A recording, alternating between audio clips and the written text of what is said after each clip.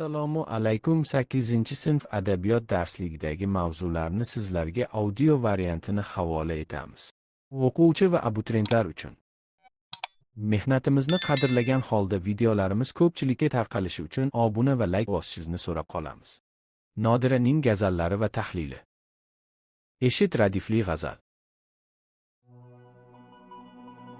Doda keldim, ey salotin sarvari, dodim eshit. Sen shahu, men benavo, lutf ayla, faryodim eshit.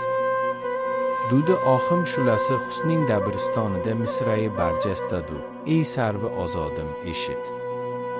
Sarvi nozim, sendin ayru nahli ohim bo'ldi ham. Qomating hajrida sindi shohi shamshodim eshit. Har necha kim sabr ta'mirini bunyod ayladim. Ashk selobida vayron o'ldi obodim eshit. Barcha yor oshnodin aylading begonalik, necha kunlar bo'ldi, hargiz qilmading yodim eshit. Kelki bir soat seni ko'rmoq uchun mushtoq men, telba bo'ldim sendin ayru ey parizodim eshit. Nodira bodi sabodin sanga irsol etgali qildi, insho bu gazalni tabi noshodim eshit.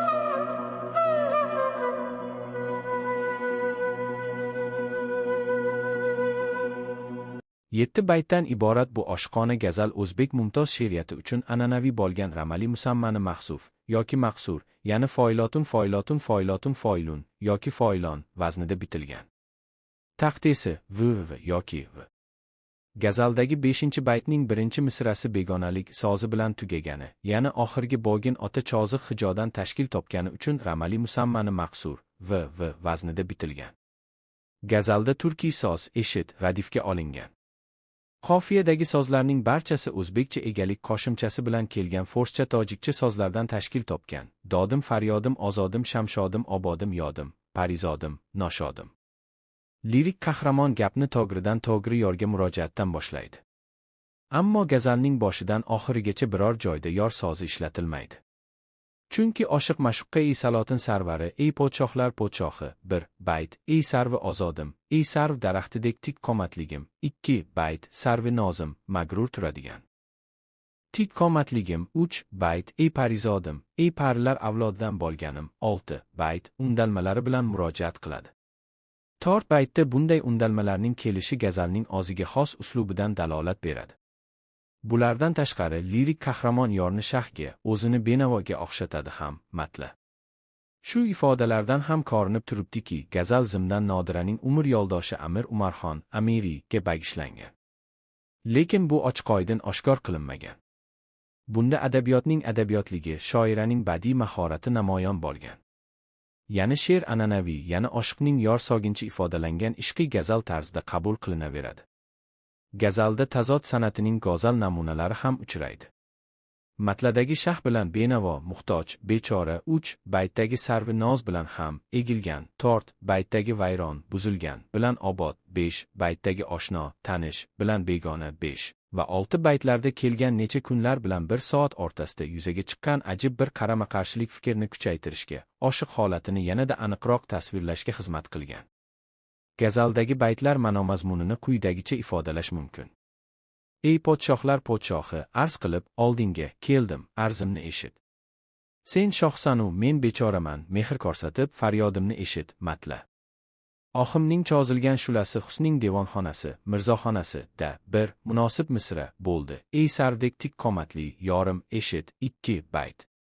Magrur tik qomatli sardek yorim, sendan uzoqda xurmo daraxtidek tik ohim egildi. Qomating hajrida shamshod shohidek shohim sindi, eshit, 3 bayt. Sabrimni har qancha ta'mirlamayin. Ko'z yoshlarim selidan, bu obodim vayron bo'laverdi, eshit, 4 bayt. Ishqing bilan barcha yori oshnodan begona aylading, necha kunlar bo'ldi, hech meni yodga olmaysan, eshit, 5 bayt. Kelki bir soat seni ko'rmoq uchun mushtoqman. Seni ko'rmayotganimdan telba bo'ldim, ey parizodim, eshit, 6 bayt. Nodira sharqdan esadigan yoqimli shamol orqali senga yuborish uchun xursand bo'lmagan tabidan bu gazalni yozdi, eshit, maqta. Gazal ma'no mazmuni bilan tanishib, uning yana bir xususiyatini sezish mumkin. Unda shoira yorning tik qomatini yoki, aksincha, ishqiy iztiroblari oqibatida o'zining tik qomati bukilgani holatlarni tasvirlash maqsadida mumtoz she'riyatimizda an'anaviy bo'lgan daraxtlar yoki ular bilan bog'liq sarvi ozod, sarvi noz, naxli shoxi shamshod, timsollardan mahorat bilan foydalanadi. Oqibat radifli gazal. Vasl uyin obod qildim, buzdi hijron oqibat, seli gamdin bu imorat bo'ldi vayron oqibat. Qildi choki pirahan dogi dilimni oshkor, qolmadi ko'nglimda zaxmi ishq pinhon oqibat.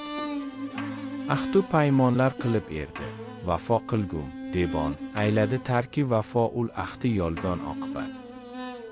Orzu qildim, tutarmin, deb visoli domani. Pora bo'ldi hajr ilgida girbon oqibat. Zohido, ishqu muhabbat ahlini mazur tut, yor koyidina bo'ldi shayx sanon oqibat. Baski qon bo'ldi yurakim gavhari ashq o'rniga, qatra ko'zlarimdan tomdi marjon oqibat. Kim, bo'ldi yana subhi nashotim shomi gam, chehra pinhon etdi ul xushidi tobon oqibat. Garchi bor erdi musahhar devlar farmonida, poymoli hayli mor oldi Sulaymon oqibat. Nodira bulbul kabi ton nola insho ayladim, na bahor otdi, xazon oldi guliston oqibat. Bu gazal 9 baytdan iborat. Vazni gazaldagi kabi o'zbek mumtoz she'riyati uchun an'anaviy bo'lgan ramali musammani mahzuf yoki maqsur, ya'ni foylun yoki foylon.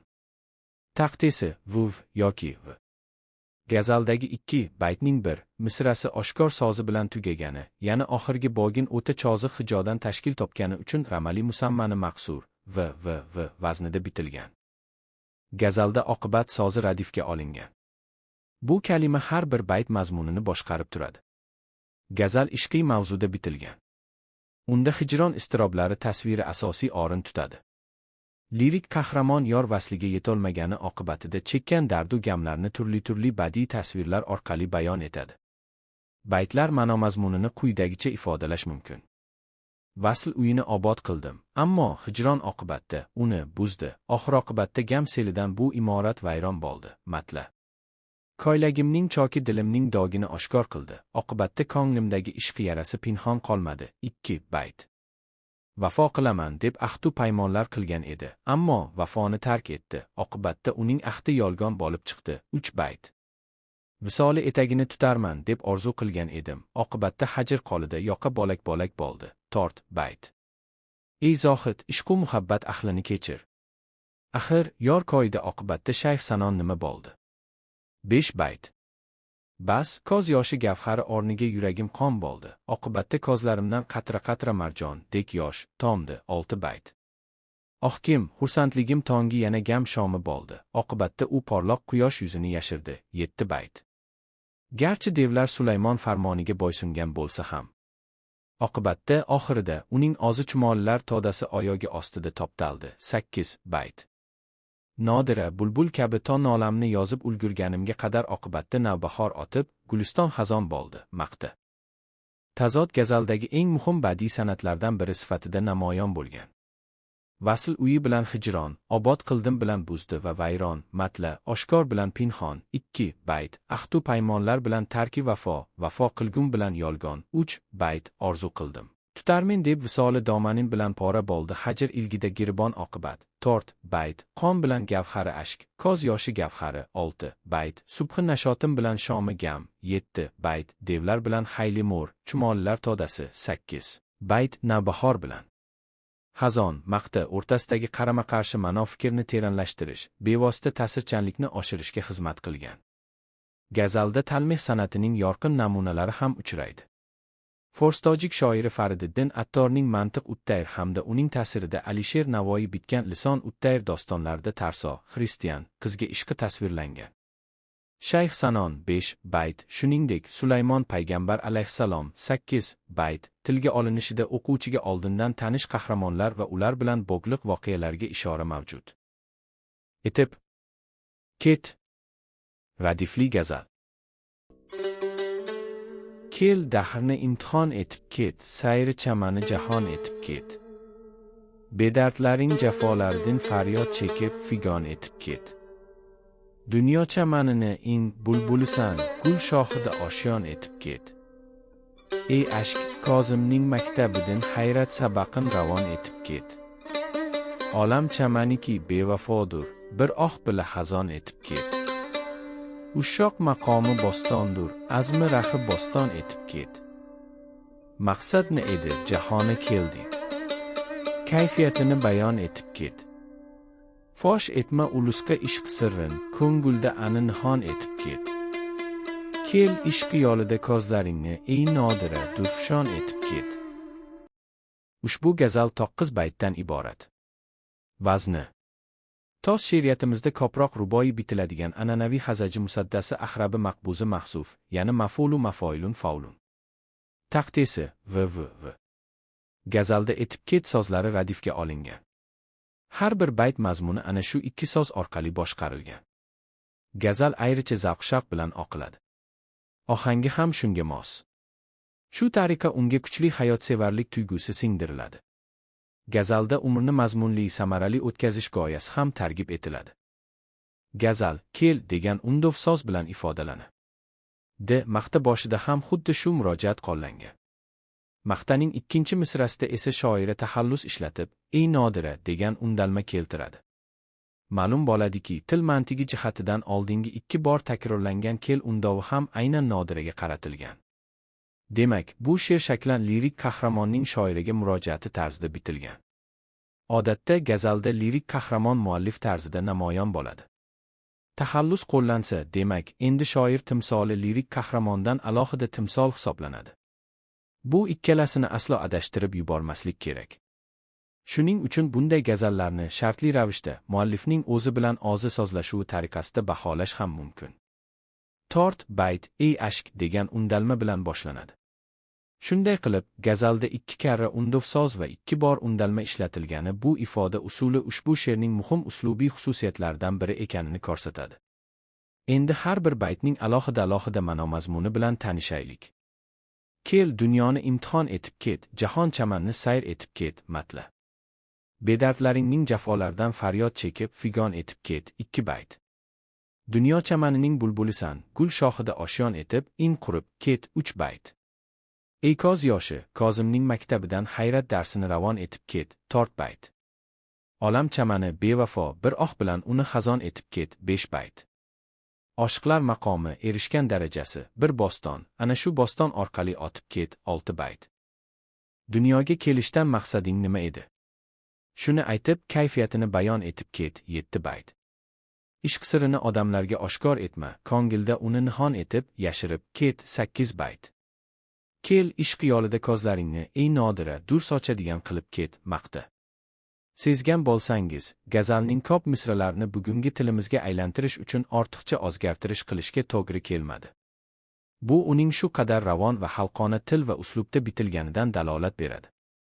Shu jihati bilan u oldin korib otilgan 2 gazaldan farq qiladi. Gazalda muayyan ma'noda shoiraning badiiy estetik dasturi, ya'ni o'z oldiga qo'ygan maqsad muddaolari bayon etilgan. Shoira hayot har bir inson uchun bir imtihon ekaniga urg'u beryapti. Gazalda garchi dunyoni imtihon etib ket deyilgan bo'lsa ham, kishi dunyoni imtihon qilmasligini, aksincha, bu yerda dunyo shaxsni imtihondan o'tkazishi ko'zda tutilayotganini anglab olish kerak. Dunyo imtihonidan o'tish uchun jahonni sayr etish, chuqurroq ma'noda aytilsa, uni o'rganish lozim. Ammo endi bedard, begam, beparvo, loqayd odamlar ham ko'p. Ular kishiga jafo yetkazadi.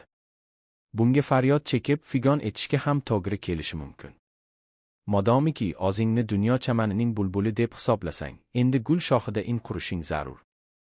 Bu da'vat insonni hayotda yuksak pogonalarni ko'zlab yashashga undaydi. Dunyo hayratxona. Uning sir-sinoati, go'zalligi, jozibasidan zavq olish kerak. Shu bilan birga hayot vaqtincha bevafo. Shuning uchun unga ko'p ham bog'lanmasdan, undan yuksakroq narsaga, Allohga muhabbat qo'ygan oshiqlarga ergashish lozim. Chunki inson bu dunyoda oldiga aniq maqsad qo'yib, unga tilib yashashi zarur. Biroq Allohga bo'lgan ishqni hammaga oshkor qilaverish shart emas. Modomiki ishq yo'liga kirgan bo'lsang, endi ko'zlaringdan dur sochishing lozim. Bu yerda dur aslida ko'z yoshi ma'nosida kelgan. Biroq zimdan aytilyaptiki, shoira ishqi yo'lida, demak, hayotda ko'rganlarni dur kabi sochishi, asarlar yaratishi zarur.